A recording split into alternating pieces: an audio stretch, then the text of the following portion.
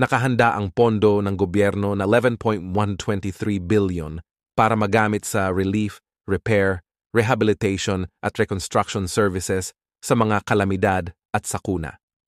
Sinabi ni Department of Budget and Management, DBM Secretary Amenah Pangandaman na ang 11.123 billion ay National Disaster Risk Reduction and Management Fund sa ilalim ng 2024 National Budget na maaaring gamitin hanggang sa katapusan ng taon. Maaari na rin aniyang gamitin ng mga ahensya ng gobyerno ang kanilang Quick Response Fund, QRF, na nakalaan sa kanilang budget at nagsisilbing standby funds sakaling may mga kalamidad o krisis. Our government is prepared. We are ready to support all operations for disaster rescue and relief with the necessary budget, saad ni Pangandaman. Batay sa datos ng DBM, mayroong pang natirang 11.123 billion na calamity fund ang gobyerno mula sa 22.736 billion na inilaang pondo para ngayong taon, kasama na rito ang natirang pondong 2.236 billion na noong nakalipas na taon. Mula noong January hanggang July 2024, nakapagpalabas na ang DBM ng Calamity Fund na 11.612 billion. Patuloy naman ang ginagawang validation ng mga otoridad ukol sa kung ano ang tunay na sanhi ng pagkamatay ng mga ito. Gayunpaman, lumalabas sa inisyal na investigasyon na marami sa kanila ay naluludaw sa tubig baha. Ayon sa National Disaster Risk Reduction Management Council, umabot na sa 1,115,572 na katao ang naapektuhan ng malawakang pagbaha, kung saan pinakamalaking bahagi nito ay mula dyan sa may Bangsamoro Autonomous Region in Muslim Mindanao. Ito ay nakapagtala ng mahigit sa 567,000 na katao o mahigit kalahating milyon. Sa kasalukuyan, nakadeklara na rin ang Metro Manila sa ilalim ng State of Calamity. Sunod ding idedeklara sa ilalim ng State of Calamity ang mga probinsya ng Batangas, Cavite, Bataan at Bulacan, habang pinag-aaralan na rin ng ilang mga bayan ang deklarasyon ito dahil yan Ferdinand Marcos Jr. sa publiko na maging responsable sa pagtatapon ng mga basura sa kanyang pag-inspection at pagbisita sa mga nabahang lugar sa Valenzuela at Navotas. Napansin ng Pangulo ang hindi pangkaraniwang baha na idinulot ng malakas na pagulan, dalahon ng habagat at bagyong Karina na sinabayan pa ng high tide. Pero maliban anya rito ay hindi masyadong gumana ang pumping station sa lugar dahil nabarahan ng mga sangkaterbang mga basura. Ayon sa Pangulo, kahit gaano karami ang pumping station, kung puro naman basura ang haharang sa mga ito at babara rito, talagang hindi raw uubra na mailabas ang tubig. Kaya panawagan ng Pangulo ng Pilipinas, huwag naman sanang basta-basta na lamang magtapon ng basura sa kung saan-saan.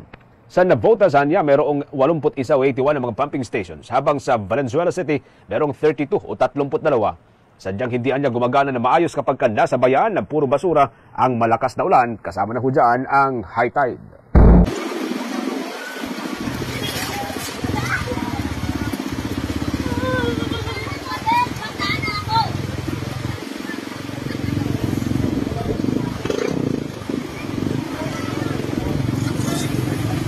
Si Kuya, tumayo na lang.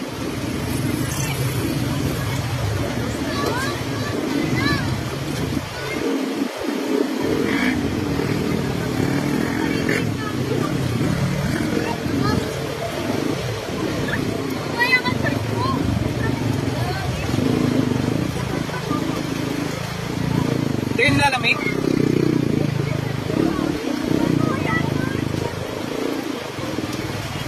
Lumakas naman ang ulan. Kita niyo mga sitwasyon dito.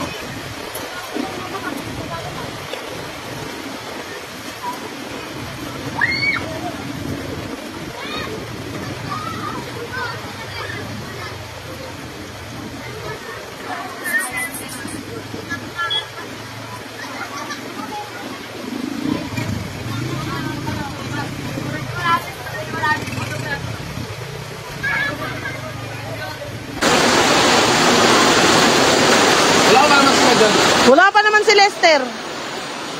Wala na, nakakatak. Paano na, oh? Wala. Ayun, oh. Sabi mo tawagin mo si Brian, baka may kamag-anak. Wala, yan na, oh. Paano na?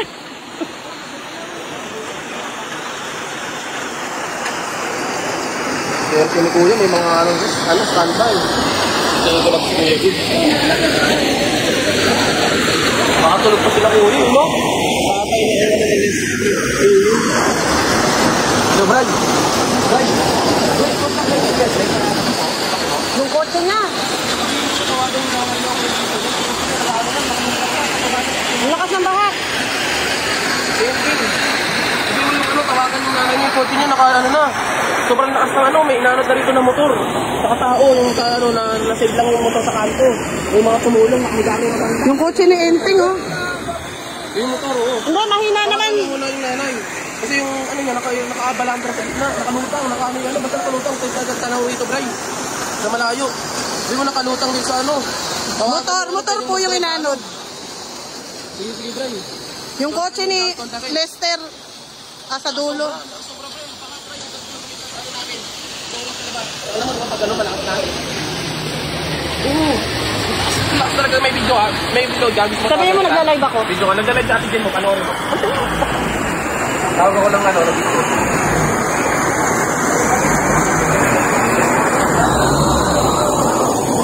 Kawawa yung kotse ni Lester. Kasi daw, kanina pa naka-standby sa Kantagan. Sa court. Oo, dito makapal. Kasi dito malakas yun. Yan, malakas yan. Oo, pero dito sa atin sa Fred, ito mo yung hindi tayo kotse na yung dulo. Ayun na, oh, nasa may ano na. Ano ba? Hindi ba ito nag-zoom?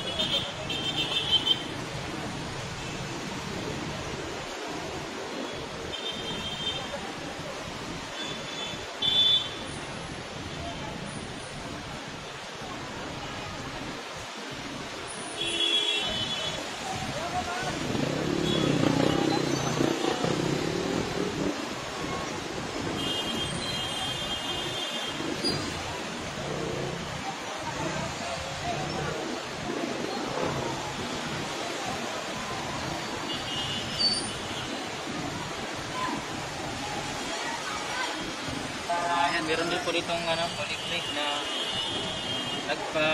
ng mga pasahero.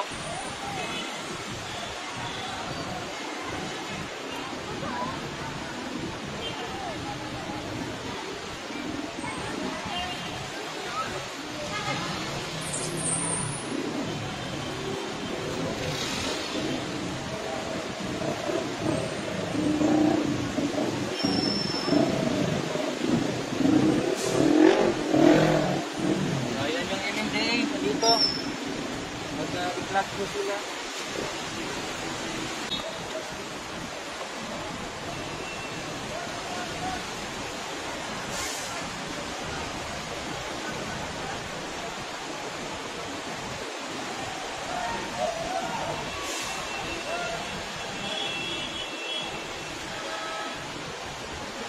U-turn na po dito yung UB Express.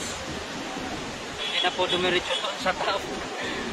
Nag-U-turn na papunta dito sa May Pedro Hill.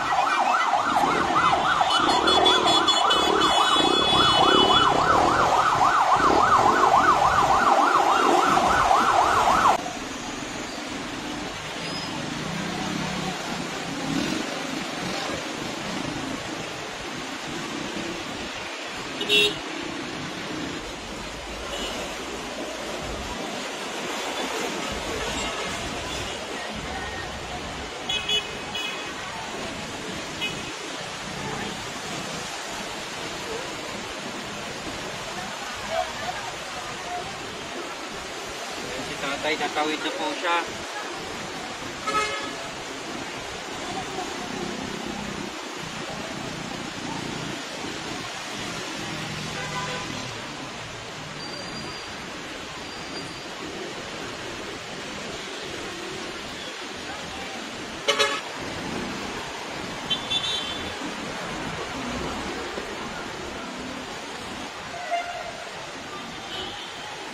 Malakas na po ang ulan.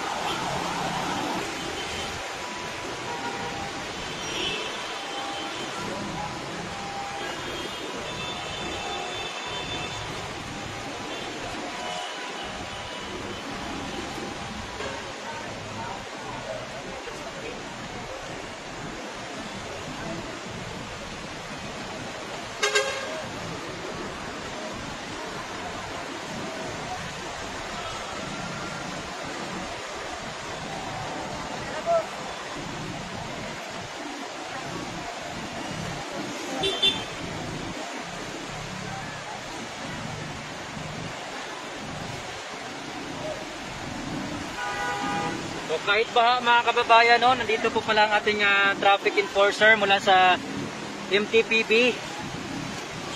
Yan, nandito po si Sir na nagbantay po sa traffic. Kudos po sa ating taga MTPB. Yan, nandito ngayon sa may Pedro Hill corner Taft Avenue. Na kahit po maulan, tuloy rin po siya dito sa kanyang duty.